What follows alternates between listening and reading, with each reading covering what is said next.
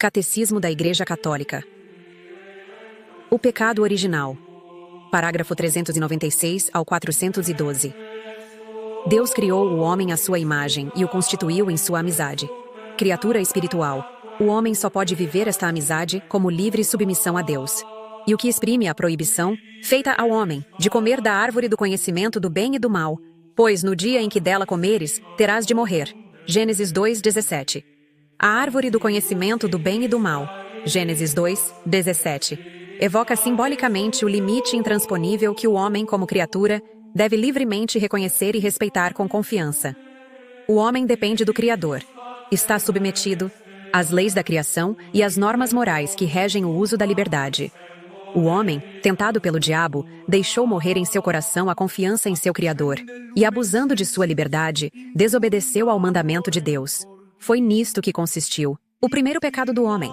Todo pecado, daí em diante, passou a ser uma desobediência a Deus e uma falta de confiança em sua bondade.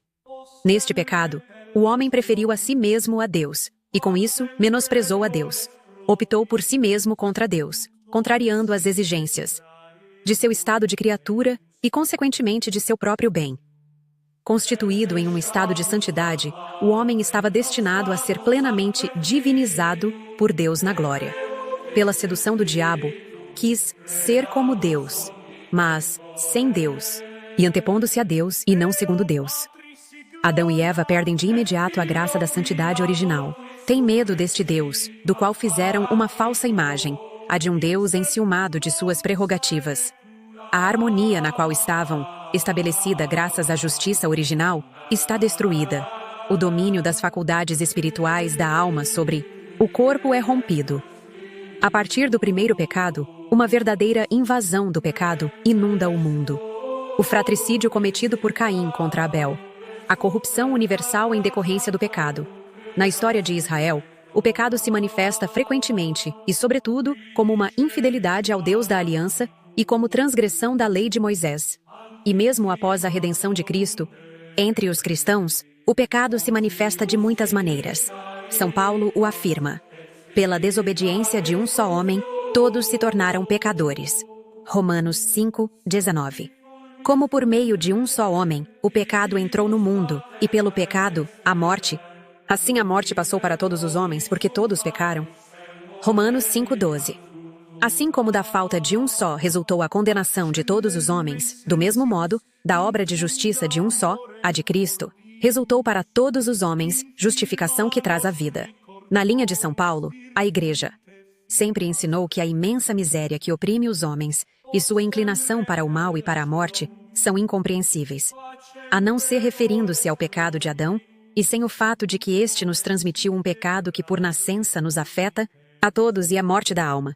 Em razão desta certeza de fé, a Igreja ministra o batismo para a remissão dos pecados, mesmo as crianças que não cometeram pecado pessoal.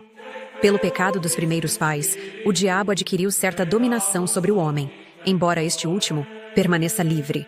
O pecado original acarreta a servidão debaixo do poder daquele que tinha o império da morte, isto é, do diabo. Ignorar que o homem tem uma natureza lesada, inclinada ao mal, dá lugar a graves erros no campo da educação, da política, da ação social e dos costumes. Depois da queda, o homem não foi abandonado por Deus. Ao contrário, Deus o chama e lhe anuncia de modo misterioso a vitória sobre o mal e o soerguimento da queda. Esta passagem do Gênesis foi chamada de proto-evangelho, por ser o primeiro anúncio do Messias Redentor, a do combate entre a serpente e a mulher e a vitória final de um descendente desta última.